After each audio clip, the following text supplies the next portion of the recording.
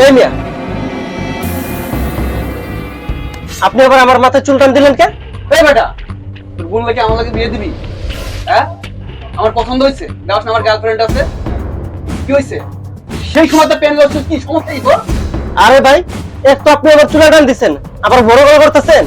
এই, হালা করে হালা, তুই কি আমার বিয়ে লাগো যে তোর সাথে মজা করুম? হ্যাঁ, ভালো ভালো তুই ঘুমাই কেন? তোর থাকবো না এখানে আমি। আজও খেলাটা ফেল। এই, তুই কিছু করছিস না, বললে তুই বুঝে ঠিক আছে, একদম বোঝা নেবো না, এইখান থেকে এক পাওয়ার একটা এইখানে ফোন করে।